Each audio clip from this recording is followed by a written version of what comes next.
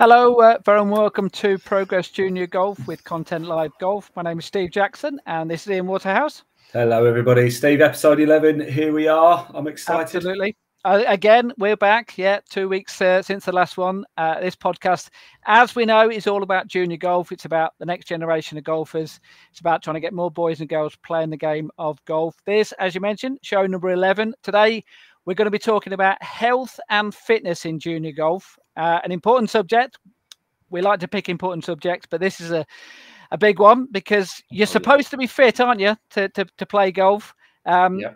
Well, are we? And in particular, our junior golfers, because it's important that they stay fit to make sure they don't pick up injuries. And also by being fit, it means you become a better golfer, hopefully. So now, I know nothing about this. You're a bit more of an expert on fitness than myself, aren't you? Just explain why.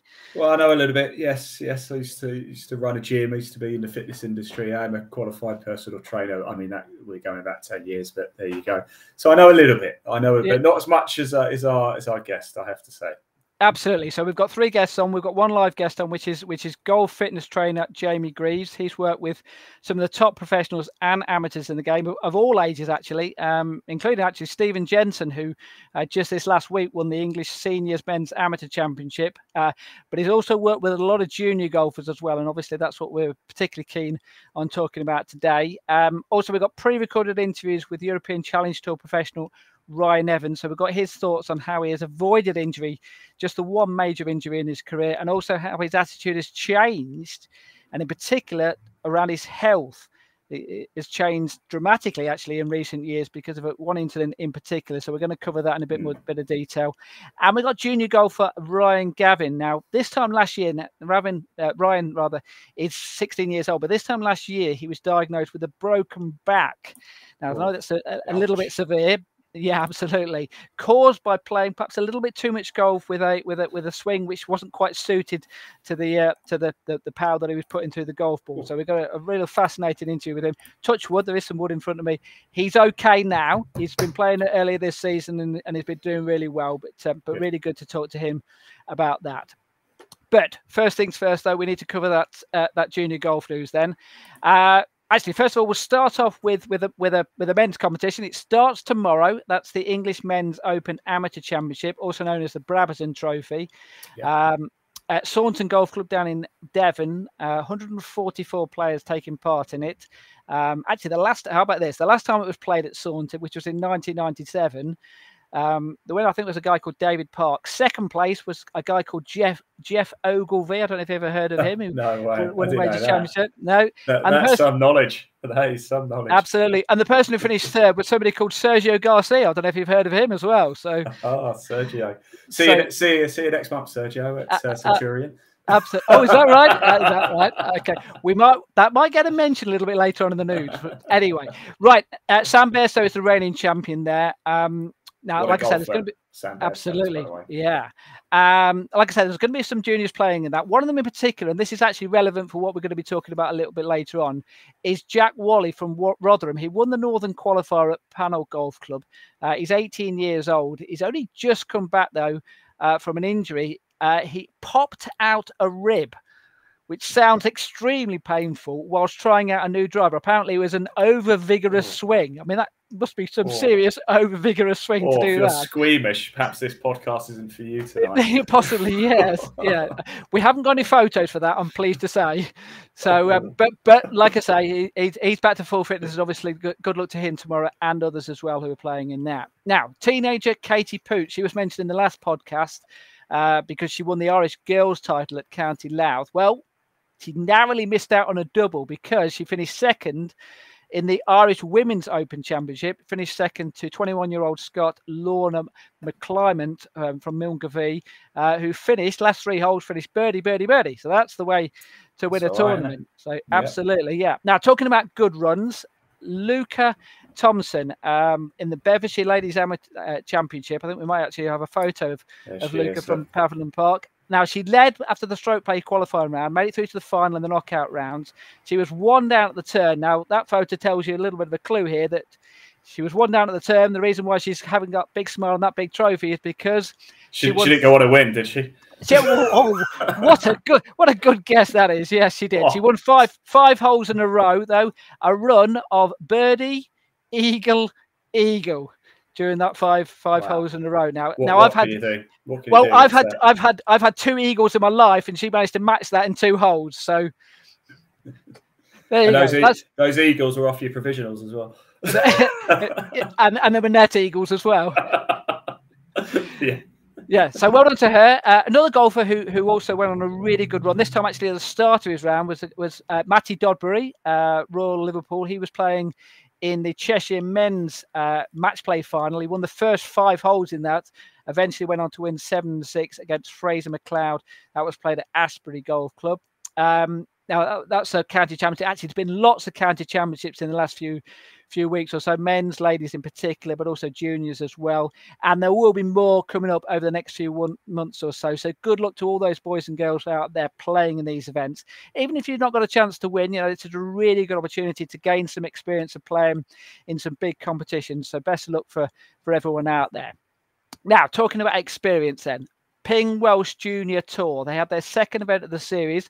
Once again, I think we've got a photo here of the Lantrescent and Pontyclun juniors because they did particularly well in this competition. Dylan Jones, he's the one on the right there.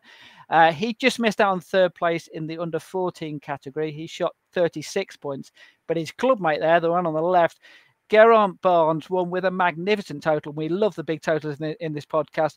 46 points, so really well done to him there. Fair play, yeah. And you can see there the second place was 38 points, so that's how many points he won by there. Yeah.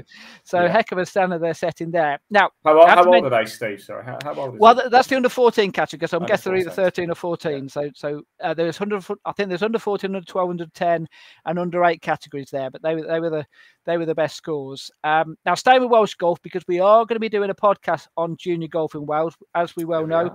We've done one on Ireland, we've done one on Scotland, we've done plenty on England over the various podcasts we've done, but not one on Welsh golf. So we're going to be doing one on that. And I have to mention the Mini Masters series. They've just confirmed 6 events in August. They're on the Progress Junior Golf Tour website. So if you want to have a look on there and see what events there are there. And also they've got a massive competition coming up on June the 1st and June the 2nd at the Vale Resort, the Gareth Bale Championship.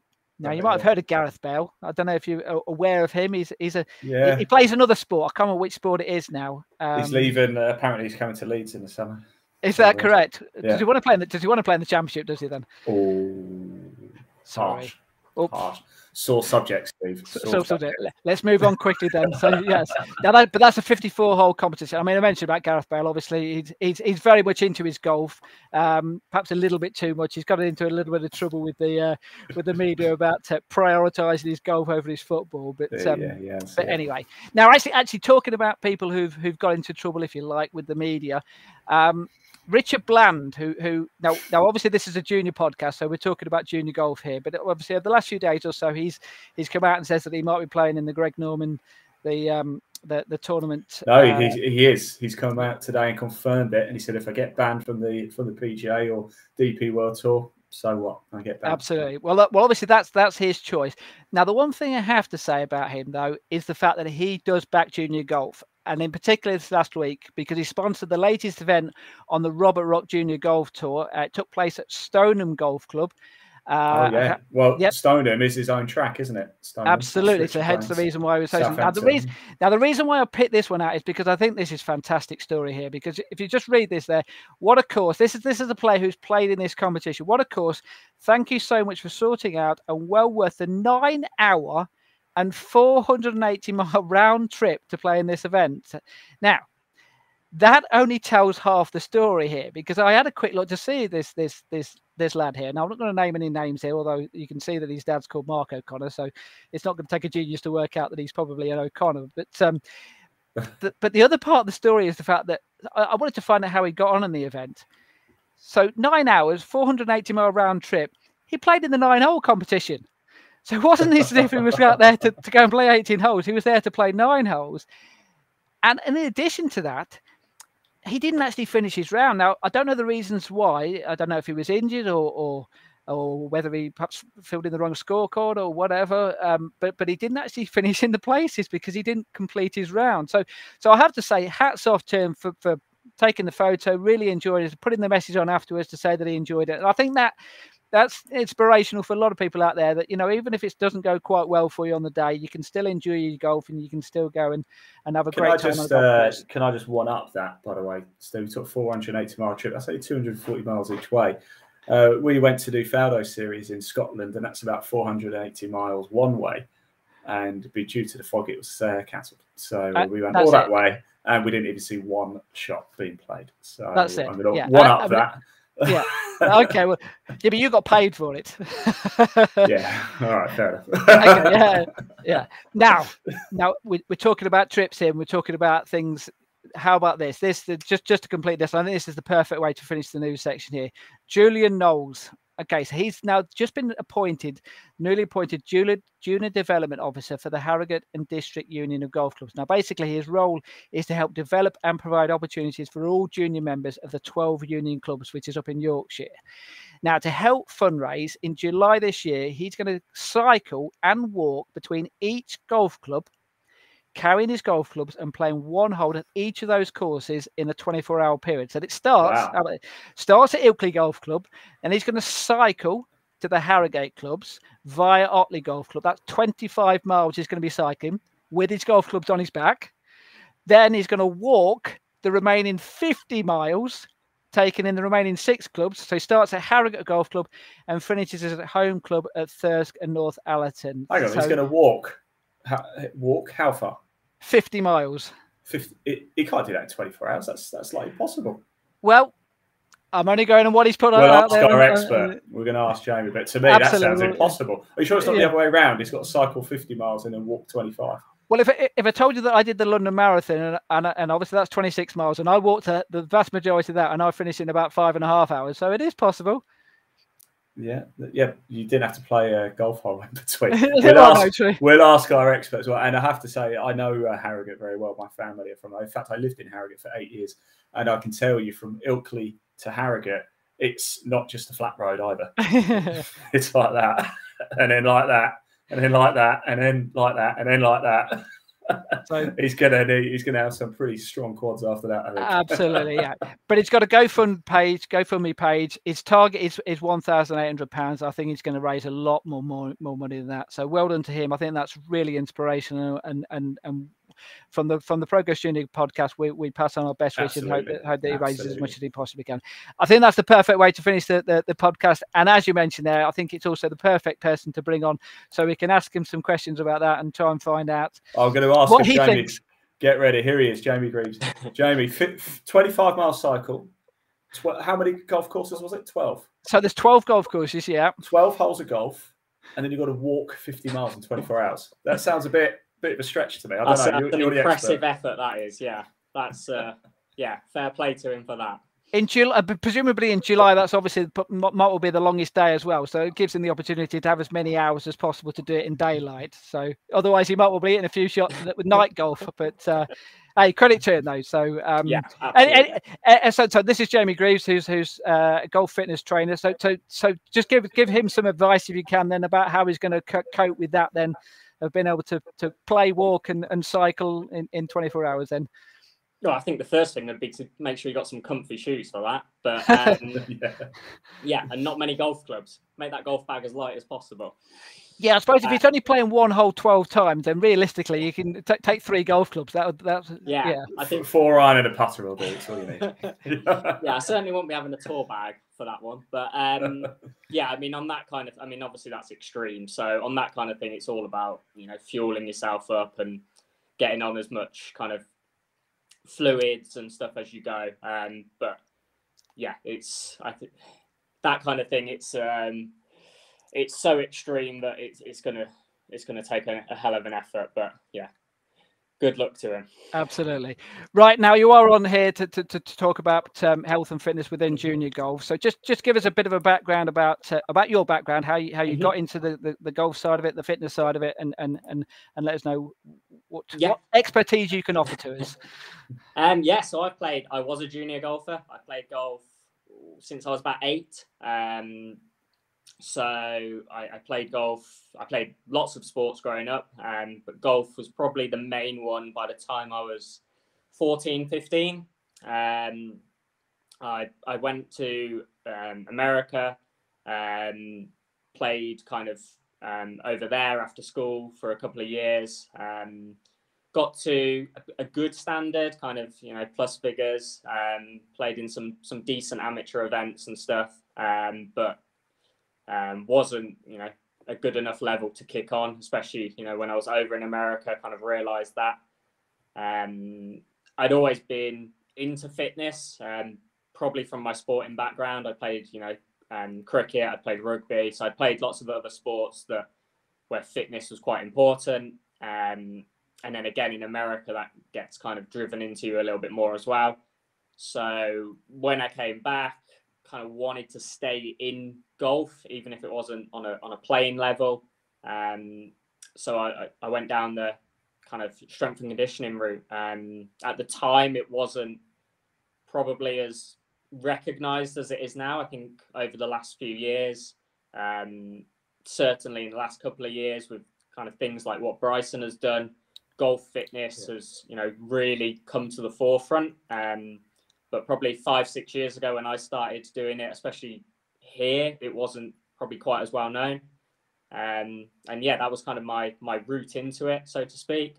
Been quite fortunate over the years to have picked up some good golfers and some far better golfers than myself, and been able to kind of help them on their way. But I kind of work with everyone really, all different ages, all different abilities. I think youngest person I've trained is about 7 or 8, going up to kind of about 80. So kind of everything really. But yeah, certainly have worked with a fair few juniors. Quite a lot of my current clients are, you know, junior golfers, aspiring kind of college and tour players, that kind of thing.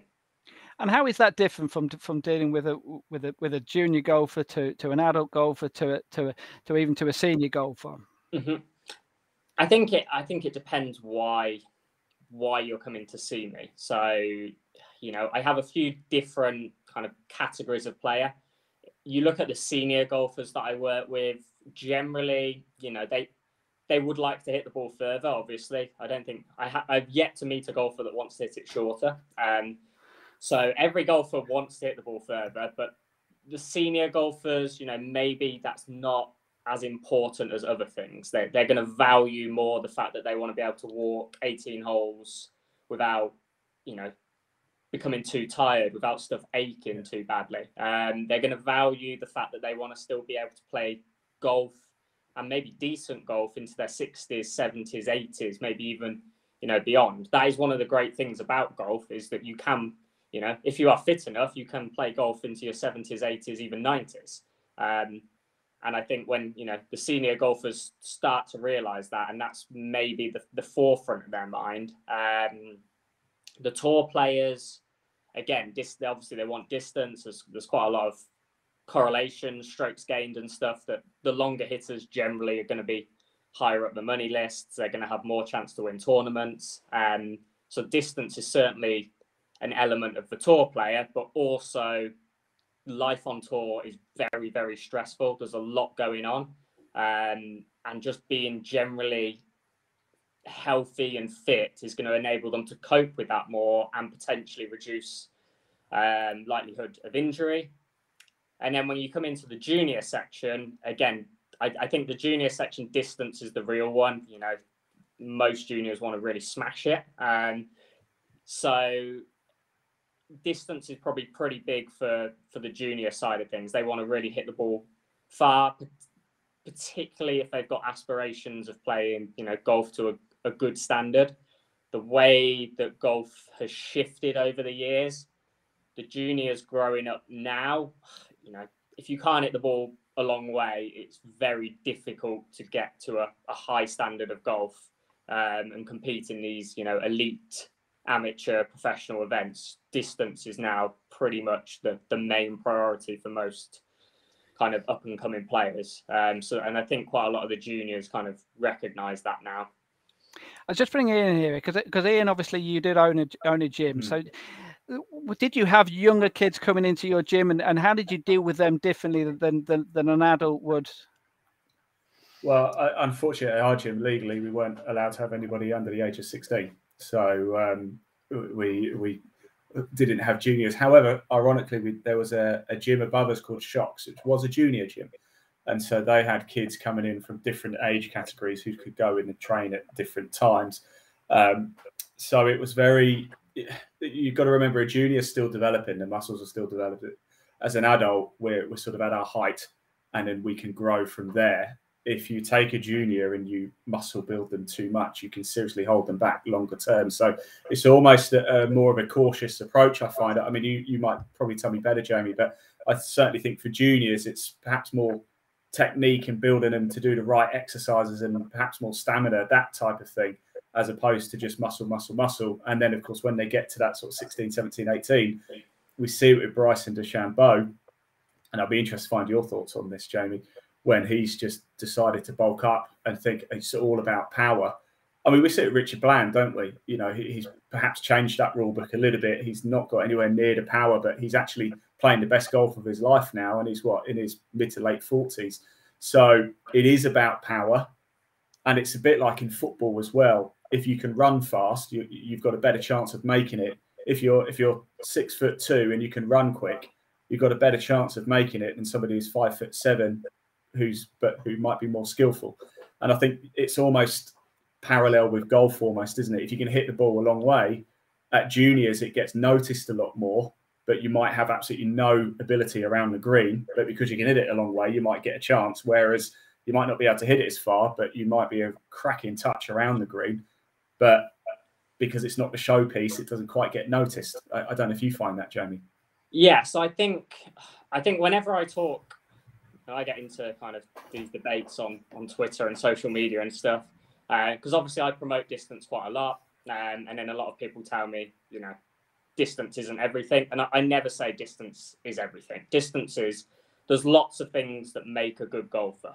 I would say distance just makes your ceiling higher. And I think you only have to look at the best players in the world to see that. I mean, you know, Scheffler, Rahm, Bryson, Rory, Koepka, and, you know, if you look, even if you go on to like the ladies' game now, some of the new ones coming up, that, you know, last year the majors were won by, I think, Nelly Korda, Tanakit, you know, people that hit it a long way. The Japanese player, I can't quite remember her name now, but, you know, there's a shift now. The best players in the world tend to hit it a long way, but, you know, they're also brilliant iron players. They're fantastic around the greens. It's not that the only trick they have is distance. They're brilliant golfers who also happen to hit the ball miles as well. And when you put all that together, it's very hard to beat a player like a Scheffler or a John Rahm, spotting them 40 yards off the tip, because they're so good with the rest of their game. You can't afford to be behind them that far. Over the course of a tournament or over the course of the season, you know, they are going to win. You are always going to get, you know, anomalies, and, you know, the shorter hitters will win events here and there because they'll just have great weeks. They'll hole everything, that kind of thing. But by and large, you know, the data will show you that distance has a pretty good correlation to club to earnings, to world rankings, to scoring average, all that kind of thing. I think you're right. What I'll say there, Jamie, and you probably better qualified. I think it's probably easier to teach somebody how to read the greens properly and approach the green from a shorter distance. It's easier to teach somebody to do that better than it is easier to teach somebody how to drive the ball further and straight off the tee. Do you know what I mean? Because, you know, I see it myself. We can all hit a worldie every now and again, but it will end up way over there, you know. So it needs to go that way and be a worldie, doesn't it? And that is really difficult. Actually, I don't know if you can line it up. We've got an interview with Ryan Evans where he talks almost exactly about that type of thing as well. Initially, he talks about the injuries that he's had, which have not been too many, just the one major knee injury. But he does go on and talk about how his game has had to change, and that's in very recent years, just in the last 10 years since he's turned professional, about how he's had to change his game and how he's having to play against players who are doing that. I don't know if you've got the interview there, Ian, at all or not. I have. Sorry, which one is it? We've got two in, haven't we? Yeah, it's the first one from Ryan Evans, the fitness one. Fantastic. I'll play it now. It's bad luck that I've torn my meniscus. I don't think it could have come from anything really. I can't see how. Oh no, if I was training and had stronger legs or stronger this, it would have prevented it. It was just one of them things that's happened. But touch wood, I've not been injured in my whole career. And I've really not done a lot of fitness, which I'm not saying don't do fitness, but what I'm saying for me, whenever I've gone down the route of trying to get stronger and stuff, I've started having shoulder niggles. So then I've had to take a couple of weeks off. I've had a couple of bouts of sort of niggles here and there. I mean, the shoulder one was the biggest one. I started doing some shoulder presses and trying to get, stronger up shoulders and arms and things. And then I felt pain when I was swinging. I was like, right, I need to stop. And then I stopped, didn't go for a couple of weeks, pain went away. And then it was kind of like, I haven't really gone back to it. So I'm not saying don't do the fitness side, because it's proven that the guys that are athletic, getting stronger, getting quicker, getting faster, are out there smashing it. But I don't think it's for everyone. I 100% do agree with it can prevent injuries. But I also think if you don't do it correctly, it can bring on injuries. So if you're going to go down the route of, getting fitter and stronger for golf, go and see a professional who is golf specific. Don't just go at the gym and start smashing the gym thinking, I need to get like Bryson, because even look at him, he's got a wrist injury now. He's having a few, or a hand injury, or whatever he's got a few injuries, he's got a few niggles. A lot more kids now on Twitter and things like that talking about ball speed. Yeah. In other words, they're learning how to smash the ball as hard as they possibly can now. Is that something which kids need to be more wary of? The game has changed massively. I'm talking like I've been a pro for 30 years, but from when I turned pro to now, it's changed so much. There's 20, 21-year-olds now coming out on the scene, even younger, just smashing it miles and don't even care where it goes. They're just smashing it 330, 340 up there and wedging it on the green, whereas I feel like I'm driving it quite well and hitting it straight at 290, but then going in with 7-iron. So the game is about, hitting it far these days, and I think that's the kids are learning to smash it and then straighten it up at a later date. Is that developing their game by doing it that way? I think it's just keeping up with the modern times. That's what it is. It's learn to find the distance and straighten it up at a later date, and probably just work on short game, because I'm sure there's stats on the tour and stuff that hitting a wedge from the rough, the proximity to the hole is probably going to still be closer than hit a 7-iron from the fairway. So this is why, everyone is just trying to hit it further and putting the ball speed up, their swing speed up, and everything else up. So that's Ryan Evans obviously talking about trying to get the balance between, hitting the ball a long way and keeping up with the modern game. I mean, is that something in particular you have to work on with juniors, in the sense of trying to get them to still to learn the game, but also getting that fitness up so that they can do those types of things? Yeah, so what Ryan touched on kind of at the end there is the modern way. So if we went back again, even to when I was a junior, it was develop a swing, find the fairway, find the center of the club face. Don't worry about distance. Distance will come later. And we're not going back that far, further than we'd like to go back, but 15, 18 years to when I was kind of 12, 15 playing junior golf. That was kind of where it was at. That is like completely switched now. We know that is, from a distance point of view, that is the complete wrong way to go about things. It is far easier to add speed when you're young. So when we're, we have what we call like these speed windows. So they're a little bit debated in kind of S&C world, where exactly they are. But, basically between the ages of 8 and 15 is your best chance to start to develop speed. So if you take the old school approach of, make your swing technically sound, look pretty, find the middle of the fairway, and then when you get to 16, 18, start to add speed, you've missed your window. You are never going to be as fast as what you could have been, versus the golfer that, learn to hit it far, learn to swing it fast when you're young, and then when you're 15, 16, start to rein it in a little bit, and work on some of the other areas of the game, because then you will always have natural speed. So it's a complete flip reversal to, even going back 15 years.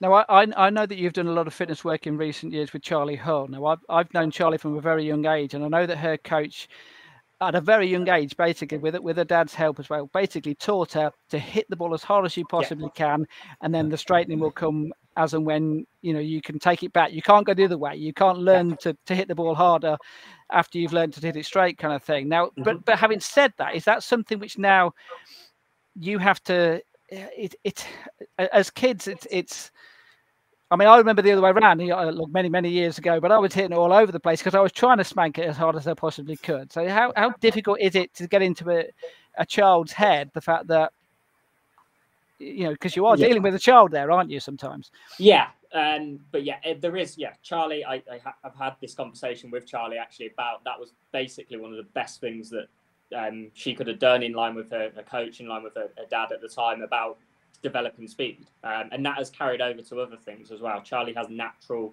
speed and power in certain gym movements as well, and it's all because of the developing that explosiveness, that fast twitch kind of thing when you were kind of younger. Very similar to like Lexi Thompson done a similar thing. She grew up playing with older brothers and basically she was made to play off the same tees as them. So she's learning to hit the ball a long way from an early age. I think she started playing on the LPGA tour when she was like 13, 14. And she was one of the longest out on tour already at that age. So certainly that kind of thing can, we know is a kind of a proven method to develop speed, develop athleticism. Now, obviously that always needs to be in line with, keeping the game enjoyable. Because if you're a junior golfer and you hit it miles, but you're 5 off the tee on every hole, you're probably going to give the game up because it's not that enjoyable. So there does always need to be that kind of balance between speed and distance and accuracy.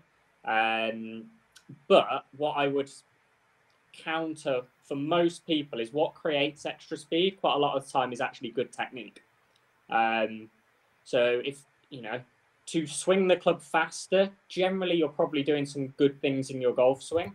So I would say there is this kind of misinformation that people think that added distance automatically means decreasing accuracy.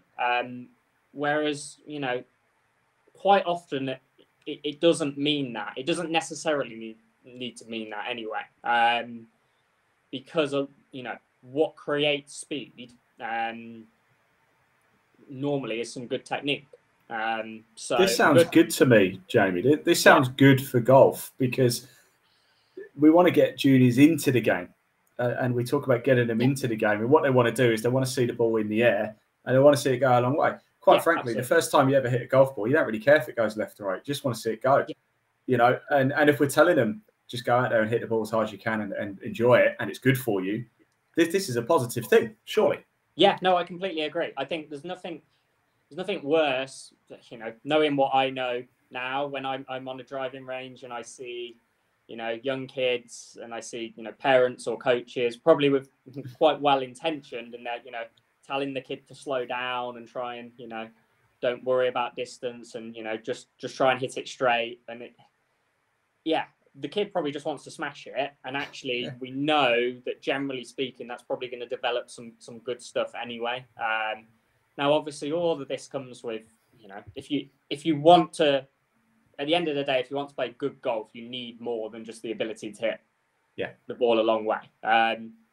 But certainly most of us, you know, when you're just starting golf, particularly, going to the driving range and trying to hit the ball a long way is probably quite a fun way of learning the game. And you'll probably develop some reasonable technique things and start to develop a bit of speed as well. You'll learn yourself how to hit it a bit straighter, won't you? Sorry, well, and also part of golf is the tactics of golf. And Bryson DeChambeau has been mentioned on a few occasions. You mentioned him, Ryan mentioned him. Is that when he won that US Open, a lot of people criticised him for saying all he's doing is smashing it as hard as he possibly can. But he had a perfect game plan for that golf course, whereby he knew that if he put it within 100 yards of his wedge play was so good, he would be able to get it a lot closer than someone who was hitting it from 170 yards back, he's saying. So it can come in as part of the game plan of learning how to play the game of golf, can't it? Oh, absolutely. Bryson is a smart man. His strategy for that US Open was perfect. So Bryson has done quite a lot of work with what's called Decade, which is basically like looking at maths and mapping out golf courses. So all the data now that we have, you know, regarding like strokes gained and stuff, just shows how important distance is. And like Ryan talked about, you are better off being 20, 30 yards further up, being in the rough, than you are being 20, 30 yards further back and being in the fairway. Statistically, that is advantageous. So a lot of times now it's less about, you know, hitting fairways more than staying out of trouble, basically. If you can hit the ball long and stay out of trouble, even if it's not necessarily on the fairway, probably over the course of a round or over the course of a tournament, that's going to be beneficial. And that's all Bryson done at Winged Foot. He hit it long. He ended up in the rough quite a bit, but those fairways were so hard to hit anyway that even the accurate drivers were missing a reasonable amount of fairways, but they were missing fairways where they had 200 yards into the green. He was missing them with 100 yards into the green. I've had a great idea here for the World Long Drive Championship. Rather than just smacking it down a straight lane, let's get them on a golf course, the longest golf course. Take away all fairways, make it all rough, except for the green. How good would that be? That would make for great watching, wouldn't it? But right now, the long drive thing's an interesting point because quite a lot of these long drive people are actually very good golfers. Kyle Berkshire, the World Long Drive guy, he was a NCAA Division I golf scholarship. He was like a +3, +4 golfer. So we have this, especially, you know, I'm quite active on social media. People have these things that these long drive guys are just like, you know, they play a different game. They're not very good at golf. Most of them are absolutely quality golfers. And that links in a little bit to like what I talked about earlier, where, you know, again, when you're talking about long drive, obviously there's a lot, you know, they don't have to deal with chipping or putting or anything. So they can afford to be incredibly, you know, big, strong guys and stuff. But their technique is very, very solid. And quite a lot of the tour players now are learning off the long drive competitors, the long drive coaches, the people that coach these long drivers. They're picking their brains, not necessarily to swing like a long driver, but, you know, can they start to implement a few of these technique points into their own golf swing to get them a bit more speed? Okay, now we have got an interview with a junior golfer called Ryan Gavin, who now we've talked about obviously learning how to hit the ball hard and things like that, but we also need to be wary of the fact that, as I'm sure you'll agree, you have to be wary with kids in the sense that they are growing. Ian raised the point there that as they're growing, their bodies are not quite developing. Now, this is a young lad who's 16 years old now. A year ago, he was diagnosed with a bad back. It's a fascinating interview I had with him earlier this week. Let's hear that, and then we'll get your opinions on not necessarily his case, because it is a bit extreme, but just on how you have to be very careful with juniors and how they develop as young golfers. Let's just hear about from Ryan. In the McGregor Trophy last year in July, in the middle of July, and I just basically started to feel some pain, and then a couple of tournaments later I had to withdraw, and I had to get it checked out at the hospital. I went for an MRI scan, and then found out the bad news. So when you say you felt pain, so obviously it was back pain. Was it Yeah. the bottom of your back, the middle of your back? Was it all over? How was it? In a very specific spot in my lower right back, and I just felt it on every swing basically. And when that happened, I mean, presumably that's the first time that had ever happened to you before, or not? I've had like slight pains around the back, but yeah, nothing as painful as that. So presumably at the age of 15, it's not something which you even considered that might happen to you. Not at all. Yeah, I wouldn't have expected it. And what was the explanation of how it came about then? What did they say to you? So it's pretty much a combination of pretty much a bad golf swing or quite a major error in my swing, and then playing too much golf with that swing. So it just kind of, over a course of hitting a lot of balls, just didn't really like it. So when you say a bad swing or a swing which wasn't suited to be looking after your back, if you like, I mean, how do you even start to sort that out? Because presumably you've been playing golf for a long period of time with that golf swing. The swing that I had, it wasn't a terrible swing, but as I started to get faster, I started to swing the club obviously a lot faster. As I grew and everything, it just took its toll, and it wasn't going to last. It wasn't a sustainable swing. And when you also say that it was partly down to the amount of golf that you played, I mean, just give us an idea about how much golf did you play through your teenage years up until then? Well, pretty much as much as I can. I've loved golf for years now. Always playing as much as I can. And it was in the middle of the golf season as well, so I was obviously playing a lot of multi-day events and hitting a lot of balls as well. Had you ever had any advice to say, this is the amount of golf that you should be playing at your age, or not? Not really, no. I'd never had a previous injury either, so it was nothing expected. Pretty random. Just give us an idea about the recovery process then. So when it was first diagnosed, pretty much, well, was it straight away, you are not allowed to play golf from now onwards? Was that the case? Yeah. Well, I physically couldn't play golf, so that kind of decision made itself. I had the MRI scan in, I think it was the end of July last year, 2021. And they recommended 8 weeks, pretty much not doing any physical activity. But it took quite a lot longer than that, actually. So obviously that was July, August, September. So obviously the main golf season, if you like, particularly as a junior, whereby presumably during the summer holidays, that would be what you would be doing. So how difficult was that to cope with? Yeah, it was really frustrating, missing the second half of the season. I had a good start to the season as well. I had some good finishes, so I was playing good golf. Yeah, that was very frustrating. Well, when did you start hitting golf balls again? Started hitting golf was probably September time, but I was still feeling a bit of pain all the way through to October, which is when I had my first competition back, the end of October, I believe. And how was that when that first competition back? I mean, how did it feel?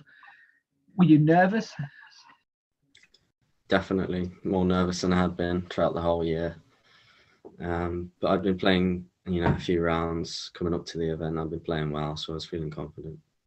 So nervous in the sense of, or confident in the sense that you could cope with it from a golfing point of view, but obviously from a health point of view, were you wary and I don't use the word, I use the word advisedly, a little bit scared the fact that it could come back? Were you nervous in that sense? It's definitely at the back of my mind. I just think it's better if you try and just completely erase that from your brain, because you've been told that it's healed. You just got to trust that, really. So what have you been doing over the winter to ensure that you don't have any repercussions? Pretty much been redesigning my swing, eliminating all the side bend, which was the issue for the injury. Just becoming healthier all around as well. Make sure injury-free is going to be my priority for 2022. And when you say injury-free, so what have you been working on? What can you work on? I mean, for example, were you a person who used to do a lot of weight training beforehand? Have you slimmed that down, or has it actually gone the other way, whereby you're doing more of that? I was definitely doing a lot of weight training, working on flexibility, all the sorts of stuff that you need for the physical side of golf. I'd say I'll continue with that at pretty much the same rate, because it wasn't a problem for my injury last year. Do you literally now have a training regime whereby this is what I need to do at periods of time, which includes rest as well? Is that a fair comment? Yeah, definitely, especially for the end of last year, when I was probably being a little extra cautious to make sure I didn't slip back into old habits and old bad ways, which would have led to a re-injury, which so definitely didn't want that. So how has your schedule changed now from the way that you look at a season as opposed to how you may have looked at a season previously? 15 is quite young. You don't expect to have to think about injuries a lot. And I say I definitely underthought, planning my season last year. Played a lot of 36 holes, multi-day events, like week after week. And I'm thinking this year, I'm going to try and avoid back-to-back weeks as much as possible. What else have you had to factor in as well? And then presumably things like travelling to events as well. So let's say, for example, if you're driving all the way up to Scotland or something like that, is that something you have to be wary of also? Yeah, definitely. 7-hour, 6-hour car journey isn't going to be good for my back in anyway. So to avoid that as much as possible is definitely a good idea. So let's say someone's watching this in the same position as yourself, and like you were, and never even thought it. What would your advice be to them to avoid this possibility? Yeah, that's a really hard question. I'd say there's only really one reason why it happened, and it was a side bend in my swing. So it comes in through a lot of juniors trying to hit the ball really hard, which is obviously important, but I don't know, maybe just keep an eye out for it. Have you had to change your equipment as well? Does that also become part of it as well? Not particularly, no. Just really my technical part of my game. But you mentioned their ball speed as well, and actually we've got an interview with Ryan Evans, who talks about juniors now who are learning to try and hit the ball like Bryson DeChambeau, whereby ball speed is so important. Is that something which you'd factor in before and now have to be a little bit more wary of? Yeah, I'd say trying to hit the ball as hard as I can, trying to find out my club head speed's not really as important to me as it was last year. I'm not really chasing ball speed as much, just kind of trying to build a good strength to be at a good level with it, really. Now, looking ahead, then, what have you got coming up this year? Then, what events are you looking and hoping to play in?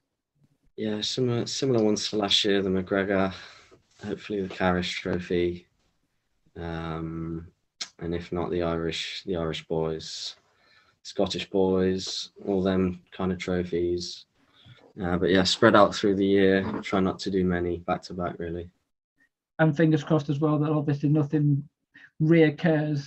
Actually, having said that, though, the positives you take is the fact that you've come through this, the fact that you know how to deal with these types of disappointments. Is that something which you're trying to take the positive out of?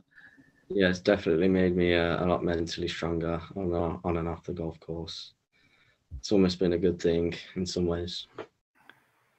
So that's Ryan Gavin there talking about his broken back. I mean, we're talking that's an extreme case there, and let's hope, fingers crossed, that doesn't happen to any juniors who may be watching this. And obviously you can't comment individually on that case there, Jamie, because you haven't worked with Ryan before. But I know that I'm fairly certain that you've worked with Adam Myers in Northamptonshire, who went through a similar experience when he was at college growing up. When he was 18, 19, I think he was out in the US, and basically he almost had to give up US college golf because he had a back injury as well. So it's not uncommon that juniors can go through this experience. So how much is it a balance of trying to make sure that they are aware of their own fitness at that age as well, though? Yeah, so I'm aware of Adam. I haven't actually worked with Adam, but I am aware of him. I think the first thing to kind of say is injuries. We can never prevent injuries. Injuries are multifactorial. There's so much that goes on injuries. We're never going to prevent injuries. Injuries will always happen. You can do all the right stuff and still get injured. And that's, we play sport, and that's one of the things that will happen in sport. People are going to get injuries, particularly the way that golf is going now. Probably injuries are going to increase because of the explosive nature of the game. because the speeds are going up, because of the volume of golf that's being played. So I was making kind of a few notes during kind of that interview. So firstly, you know, when we're swinging a golf club, about 8 times body weight is going through our back. So there's a lot of force that goes through the back, lower back in particular, during a golf swing. Where Ryan was describing it, lower right, that's quite a common injury site. So again, not talking directly at Ryan's case because I don't know that, but lower right is quite a common area for someone to get a back injury, particularly those that drive quite hard with the lower body. So for a right-handed player, as they kind of transition down into the downswing, they drive very aggressively with their legs forward and up, and then their right shoulder would kind of fall down, and that would compress the lower right-hand side of the spine. So you'd end up with that kind of 8 times body weight generally going into that specific area. So that's where probably he's talking about mechanics and trying to eliminate side bend and probably less pelvis kind of elevation and trying to make kind of more length through that right hand side. So certainly mechanics can have a big impact on injuries. Kind of common injury sites for a golfer, doesn't matter whether they're a junior or a senior, you're going to have lower back is going to be the main one. You're going to have wrist is a real common one, shoulder as well. So the wrist, for example, how we load a golf club, you could go and work with, I don't know, a golf coach. Maybe you get a bit cupped at the top of your backswing. Your golf coach wants you to get like a flatter wrist, more like a Dustin Johnson. You go away and you drill that over and over again for a few weeks, and suddenly you develop wrist pain. And that's like a common story that I get with a lot of golfers, because the body adapts to how we kind of load it in the golf swing, and if we start changing that or we start stressing an area more than kind of we're used to, we can get kind of pain and injuries in that position. Can I just bring up one point which Ryan mentioned as well, and that's he thought that he might have over golfed, he might play too much golf as well. How important is to be wary of that? Absolutely. So 80% of golf injuries are overuse related. So pretty much if you've got injured playing golf, there's a fair chance it's because of an overuse injury. But how do you stop a junior golfer playing golf? Because we all want them to play golf, don't we? We all want them to play in competitions. Yeah. So, and you'll be like me when I was a kid. I wanted to play, I'll play once to go around nine holes, and I go around 3 times. That's just the way you do as a kid, isn't it? Yeah. So in a like a real kind of simple way, you have what we'd be trying to avoid is what's called a spike in workload.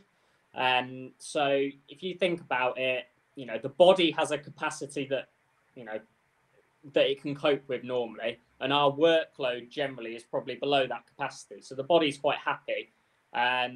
What tends to happen when we get a spike in a workload is when it goes above what the body can cope with. Now, spikes in workload happen around like school holidays. So your typical junior golfer is playing once or twice a week, maybe going to the driving range, once a week or something. They get to Easter school holidays and they're playing 36 holes a day. So if you map that on kind of like a graph of how many holes of golf they were playing per week, suddenly they've gone from 36 holes a week, and so now they're playing like 200 overnight, and the body hasn't had time to adjust for that or to cope. So there were a lot of golfing injuries when we came out of lockdown last year. So start of 2021, January, February, March, we were all in lockdown.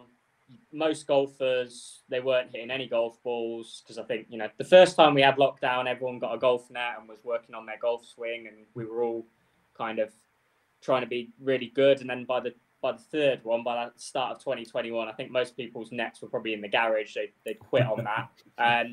So, golfers we didn't make any golf swings for 3 months. Golf reopened late March 2021. It was boiling for the first few weeks as well. So again, you had these golfers that weren't used to playing. They weren't used to making golf swings. They weren't used to playing rounds of golf. and they went nuts and they played, 6 rounds in a week, having not played for 3 months. And then they came in and saw me complaining that their back was hurting or their shoulder was hurting or their knee was hurting. So when we're looking at, overuse, which is a real big problem at elite amateur and professional level in particular. So when you're playing, elite amateur stuff, professional, you're playing week in, week out, 3-4 round tournaments, practice rounds, travel, stress of competition. Maybe you're not sleeping well because you're in hotel rooms, unfamiliar circumstances. If you're playing on tour, you might even be jet lagged because you're on. There's a lot of stuff going on. Plus, you're expected to play all these rounds of golf as well. So there is a lot of kind of expected of the body. So the best way to mitigate that really is to firstly be aware of that and, try as much as you can not to do anything too crazy. So I'm always kind of talking to my players about being aware of these things. I was going to say, how much of that is talking to? We've done a podcast on parenting. How much of that is talking to the parent as well? Because the parent's the one who's at the end of the day is the one who's going to have to say yes or no to the kid, isn't it? Yeah, I think knowledge is a big thing. Like most people don't realize this. Once I explain it to them, and and you start seeing it, and you're like, oh, that makes sense. I've gone from not making many swings to now making hundreds and hundreds of swings. I can see why the body might need some time to adapt for that. I think it's just something that people don't have knowledge on and they don't think about. They only think about it once they've got injured, normally.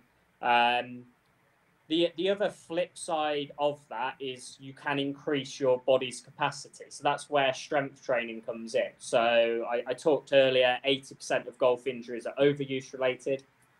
Strength training can halve that basically, because you're getting your body stronger. It can cope with more stuff. Now, again, that doesn't mean if you strength train, you won't get injured. It just means that you can probably get away with a little bit more in terms of workload. So it's balancing those two things. It's trying to get as strong as you can and then trying to manage workload and manage all the other stuff that goes into it. So, Jamie, what should people be doing then? We talk about strength training. What should they be doing in the gym, or what can they do at home? Yeah. Or is it as simple as press-ups, or you tell us? I think that's one of the big things to get across is actually strength training for juniors is perfectly safe. So there is this thing in the fitness world. It's one of the most common questions I get from parents of junior golfers. My girl is 12, 13. Can she train with you? And the answer is always yes. So the kind of thing about, I would say it's still a very prevalent myth that, don't weight train until you're 16, don't weight train until you're 18. It is perfectly safe for, 8, 10, 12-year-olds to be weight training. It's not going to stunt growth. It's not going to do anything negative. That has kind of all been completely disproven. Can I just add to something? I would hope that you agree with me on this, though. But making sure that they get proper advice from someone like yourself about that. Yeah. So and again, a little bit like what Ian talked on earlier. That doesn't mean I'm gonna put them load up a bar and get them back squatting straight away. When I talk about they can strength train, it doesn't necessarily mean they have to be doing that. But there's no reason that they couldn't be doing strength training. And like you say, it could be as simple as, doing some press ups from home. And that's generally speaking for certainly most of my junior golfers. When we're looking at upper body development, that is probably one of my go-tos is start doing some push-ups. And it would be, you'd want to try and make sure that it's, they're trying to learn good technique, because we have a great opportunity when we're young to, learn some good movements, get into some good positions. Most juniors are very mobile. Most adults aren't very mobile. It's not that we weren't mobile at one point, it's that we've lost it over the years. So if we can maintain the mobility when we're a junior all the way through our life, that's going to be beneficial. So, we're looking at maintaining mobility through kind of going through full ranges of motion, exploring movement, learning some solid techniques on exercises, having fun. So most of the time when I'm, working with juniors, again, it needs to be fun, because there's no point giving them a strength training plan like I would give an adult, because they're probably going to get really bored doing it. So it needs to be fun things. Fitness needs to be made fun, because if you can make it fun, when they're young, the chances are they might keep doing it through kind of later years.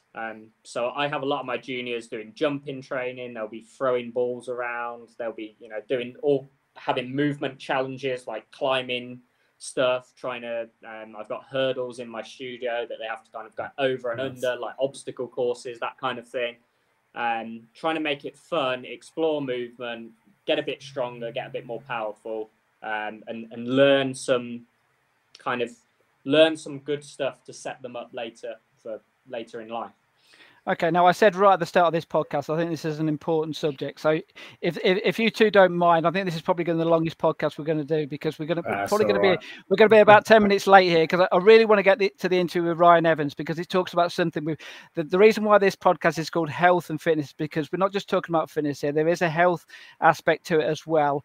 And Ryan went through something 4 years ago whereby he had a bit of a health scare, which would involve cancer. And I think he's got a really important message about what needs to be done when he's out on a golf course. Just let's hear from Ryan about the experience that he had and what happened to him 4 years ago. My mum noticed like a little sort of freckle on the inside of my ear,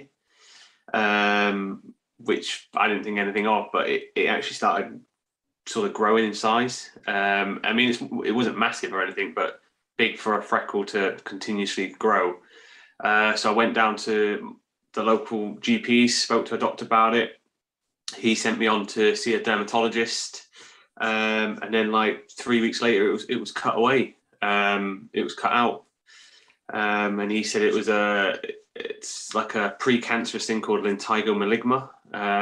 So I had to have some like cream that I used to put on the scar and stuff every day, which was to kill off any other like leftover cancerous cells or whatever that was potentially harmful, in case they didn't manage to cut it all out, because it was actually quite a hard place to get in and cut away. And then from there, I get regular checkups, and I've had 2 more cut out on my ears from then as well. So I've had 3 out in total. Presumably, this is something whereby, although you might have wore sunscreen and things like that, it wasn't something you were necessarily aware of at a young age. I never wore sun cream as a junior, never. And I was constantly always having blisters on the top of my ears that would bleed or peel off at some point. And it's just something I just didn't even think of as a kid. The last thing I wanted to do was get sticky sun cream on my hands whilst rubbing it in on my arms and my face before I'm playing golf, because obviously when you pick up a golf club, your hands are very slippy after you've touched sun cream. So I was kind of like, oh no, I'll be fine. To be honest, I didn't really think about sun damages when I was a kid, or when I was an amateur. It was just a case of just get on the golf course and play golf. How much has your attitude towards that changed since then? Since I've had them cut out, I will not play golf without sun cream on. Factor 50 is the minimum for me. It might be a bit overcautious, but I just don't want the risk of anything down the line, getting it again, making anything worse. Because when you read up about obviously skin cancers and stuff, it's horrible. It's the sun is very dangerous. Although we all want a nice tan and to look good, it's something you've got to be really, really careful with. So for me, I won't play a golf tournament without the bucket hat on, just to protect the ears. Obviously, if it's a windy, rainy day, then the choice of hat might be different. But when I'm traveling overseas and stuff, it's always factor 50 and get the bucket hat on. What would your advice be for a junior golfer who's playing golf, even in the UK? Because the sun, even though it might not seem it. Yeah, it does. Yeah, the sun is obviously still really bad in the UK. It's just, I think with me, the countries I go to, the UV rays are a lot stronger. Australia, for example, the UV rays are very, very high, even on a cloudy day. Obviously, around Europe, the UV rays can be very high. They're not as high in the UK, but the getting, complications with the sun in the UK are still very high. So it is very important to still have sun cream on when you are at home or anywhere really. You mentioned Australia there. Now Australia, correct me if I'm wrong here, but I'm fairly certain about this, is that they're very big on this, aren't they? Was it the slip, slop, slappers or something like that, which wear a hat, put sunscreen on, make sure you're covered up. Is that something which the UK can learn from? It can do, yeah, of course. I think what we tend to think in the UK is that, we don't really get that great of weather. The sun doesn't feel that hot. It doesn't seem that strong. I don't need sun cream on, but we're kind of a bit too blasé about it, really. It needs to, especially kids and stuff. I think the idea of routine of making sure you get your sunscreen on before you go out, 4, 5, 6 hours on the golf course, because at the end of the day, you don't want any complications later on in life. So that's Ryan Evans talking about his cancer scare. As we well know, the weather's been picking up in the last few days or so, and the weather naturally will get better as we go. Presumably, Jamie, you'll echo everything that Ryan said there about wearing sunscreen and making yourself protected when you're out on a golf course. Yeah, I think we don't tend to take golf as seriously as other sports. So one of the areas I'm always going on at golfers about is, making sure you've got enough food and drink while you're out on a golf course. Like, we don't do the simple things well. If you said to someone you're going to go and walk for 6 hours in, the sun, most people would think, right, okay, I need to put some sun cream on, I need to make sure I've got plenty of water. Or if you said you're going to sit on the beach for 6 hours, you'd say the same thing, wouldn't you? For some reason, when we do it on a golf course, we go, oh, well, we never do it. So, it's golfers, for some reason, we're not very good on things like that. But yeah, it's certainly something, a very important message, and something that I would completely echo Ryan on. You mentioned health. You mentioned food and drink there as well. It's actually a subject which I'd probably like to do a full podcast on. But how easy is it for example, I've covered junior competitions, and I've been really wary about giving out chocolate bars to kids before they go out there. It's great, it's lovely treats and everything. You get the big smile on the face, but I just think to myself, is that the thing that I should really be giving out? I don't know. It's a tricky one to balance, isn't it? I certainly think I think a chocolate bar could be included in a whole round thing. I mean, what golfers eat and drink on a golf course generally is terrible. They get nowhere near what they should be. So, like I say, you're out there for 5 hours, but most golfers don't eat anything, which is crazy, and they don't drink anything. And if they do take a water bottle out, they don't. They forget that it's even in there. And also, they eat and drink after the point whereby they've got dehydrated or hungry, if you sort of mean. Yeah, so absolutely. It's too late almost. Yeah, so we only need to be 1% dehydrated for it to start affecting cognitive performance. So that's literally how we think. So golf is such a mental game, and you've got plenty of golfers playing golf dehydrated, thinking poorly. And, if you ask them, they're not going to say, oh, it's because I didn't drink enough water while I was out on the golf course. They think it's swing related. They think they picked the wrong club, all these kind of things. They'd never put it down to the fact that they hadn't drunk enough while they were around on the golf course, or they hadn't eaten enough food and they were feeling fatigued. It's one of the That's it then. That's the excuse for me. That's why I'm so crap. So actually, both me and Ian cover, we cover Fowler Series events, and we've covered other junior events and things like that. Is the fact that at some of these events, parents aren't allowed to go anywhere near their kids. Right. So how can they give that advice to them, halfway around and say, don't forget to have a drink, don't forget to have something to eat now? Because obviously, if they're not allowed to talk to them, it's almost like they have to give them the advice before they've even walked out there. I was actually having a conversation with an online client I work with on the Symetra tour over in America, and she said one of our big goals has been to get her to eat and drink more out on the golf course, and she's predominantly not very good on it. So this is something that I talk to juniors about. I also talk to tour players about, because the tour players are also not very good at it. It's something that in golf we don't seem to, if you were going to go and play football or rugby, you wouldn't have this conversation with them. They'd know that they need to prepare their body. They know that they need to get some fuel on board. But golfers, again, we're just not very good at it. And she actually said this week she had a caddy on board, which most weeks on the Symmetric Tour she doesn't. And the caddy, basically, the fact that she had a caddy on board, she got a lot more food and drink in her, because the caddy continuously was going, you haven't eaten in 3 holes, you need to, you've got all these snacks. Whereas when she's playing by herself, she gets so focused on the golf that she's got all these snacks that we've prepared in her bag and she never eats them. And so, yeah, it is one of these things that you can have the knowledge, but like a little bit like what Ryan was talking about, he didn't want to get sun cream on his hands, so he didn't put sun cream on. A lot of times golfers, they don't want to get the sandwich out their bag and eat it because they're thinking about their next shot. Whereas if they had a caddy there, they probably would eat and drink a little bit more. There's another podcast out there which we could probably do on mental health within junior golf as well. But just briefly, if you like, just give us an idea about how much the fitness side of it can help towards that. Oh yeah, absolutely. I mean, there's plenty of studies out there about fitness. It improves your confidence. It makes you feel good. There's a lot of work on there about fitness being very positive for mental health. And again, that's where I talked about, I like my clients, juniors, to try and enjoy it. I like, if you can set that precedent that actually fitness isn't a chore, it's actually something that you quite like doing, the chances are long term, which when I'm working with a junior golfer, obviously we're all after that short term success of, they're playing well this season, their handicap gets cut.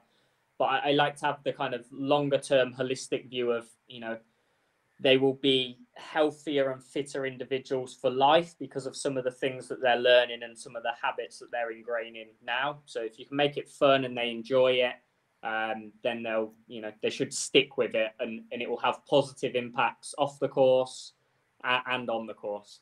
I must jump in there as well, Jamie, and say fitness, even from a young age, I was very fortunate. My dad took me to the gym from a young age. I was 10, so when he first started taking me to the gym. Now, I was only allowed to use a couple of bits of cardio. I was able to use like the old rowing machine and the bikes. I wasn't allowed to use the weights or anything. But I'll tell you something, the feeling I got from even such a young age, and he took me every single Sunday. We used to go to the gym every single Sunday, and it was ingrained in me, and it was a routine. It's what we did. And I felt so good after those workouts. Even at 10 years old, I felt $1 million. We know it's releasing endorphins and all these things, but I can't stress enough to people watching that I'm a big advocate of fitness, and I generally believe that it doesn't cure everything, at all, but it goes a long way to helping things in a big way. And mental health is especially a huge one, because it makes you feel so good about yourself. And the one thing I'd say as well is the fact that there are some beautiful golf courses out there. Stick your head up and look at the golf course as you're walking around, as opposed to looking at your shoes when you're walking around, because there are a lot worse to be than out there on a golf course and looking at the beautiful, the wildlife and everything. And actually, I hope you're not going to tell me I'm wrong here, because someone told me this once, and I'm sticking to it, and I like the idea of this. It's the fact that the positive parts of your brain are towards the back of your head. So if you stand and walk around with the golf course with your head up, the blood goes to the positive part of your brain. It makes you feel better. So I quite like that idea. So I like that. Don't tell me that's wrong, because I'm sticking with that. We'll go with that. Sounds like a placebo, but yeah, we'll go with it. Hey, I was glad to say it helps my golf, but it doesn't. But it helps the way I feel as I'm going around a golf course. But hey, look, Jamie, I really appreciate your time coming on this, talking about health and fitness in junior golf. I think like I said right away from the start, I think it's a massive subject which hopefully the juniors, parents, golf clubs, other coaches out there can learn from what you've said, and also Ian as well, from his experience as well, because it's something out there which, I mean, some of the things you said there today, I didn't realise, and I've been playing golf from a long period of time, kind of thing. So the knowledge is growing, isn't it? Year by year, the people are learning different things, and it can only be beneficial to everyone within golf, can't it? Yeah, absolutely. I mean, fitness for golf is very new relative to other sports. We're quite a long way behind, and but it is getting better year on year, and more people are becoming aware of it. So it's only going to get better, and we should only be able to help kind of more people now. You don't see many John Daly's out there these days, do you? Yeah, I mean, yeah, no, tour landscape is going to look very different. I mean, you only have to look at the top 10 in the world now, and I mean, they wouldn't really look out of place in the top 50 are all ripped, aren't they? Yeah. Really, come on. It used to be, I mean, you go back 15, 20 years, it used to be an advantage to kind of be the one in the gym. Whereas now it's like it's so there's no one out on tour that's not training because that's just part of their life. He's absolutely stacked, isn't he? McElroy, 15 years ago, he looked a bit. Yeah, so McElroy was the interesting one actually. McElroy basically put on muscle mass and strength to protect himself. The biomechanics coaches worked out the level of kind of torque he was creating as a 16, 17-year-old. With his frame, he probably wouldn't have a very long career. They said he'd be done by kind of 30, mid-30s, unless he changed his body shape and basically increased his body's capability to cope with the speed and the kind of the torque and the shear that he was putting through his golf swing. McElroy has when he was young, he had a very rare thing where his hips could actually essentially move backwards. So he has the fastest hips on tour, but that puts more stress again. That the hip speed is what creates a lot of his club head speed and what makes him great, but also having that rapid hip speed and also rapid hip deceleration puts more stress on his body, which is why he turned to strength training. It wasn't for distance, it was to protect him and to kind of increase his longevity in the game.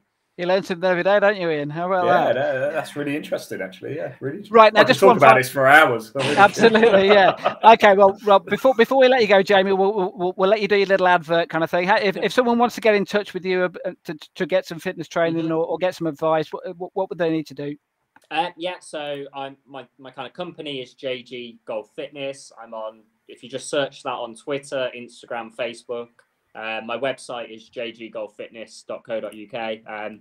I put out stuff on social media all the time. I've got lots of free resources and stuff as well. So yeah, feel free to drop me a message, and I'm more than happy to help.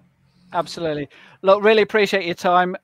Just mentioned some podcasts coming up then. So the next one we're going to be doing it on junior golf in Wales. We think we're going to be doing that on Tuesday, May the 31st, a day early, because I'm covering some golf events that week kind of thing. So we're looking to do one disabled junior golf. I know you did a big disabled event just this last week, Ian, which went down like a storm. And we're going to do one on girls golf as well. Hopefully we're going to get Amy Bolden on, Ladies European Tour Pro, and so lots to look forward to, lots of subjects to cover. And as always, if there are anyone out there who thinks that we should be doing some different podcasts on different subjects, please get in touch, and we'll certainly do a bit of research and get something out there. But drop us a comment, we can see them, we'll get back to you. Absolutely. Thanks as well to Ryan Evans as well for spending some time to talk to us, and best of luck obviously on the challenge tour for him, and best of luck as well with Ryan Gavin as well. Let's hope, fingers crossed, that the injury doesn't come back and he has a long and successful career. And of course, thanks very much to Jamie for coming on the show this evening. Well done, Jamie. You broke the record. It's the longest one we've ever done. So thanks, guys. All right, and everyone else, have a good evening.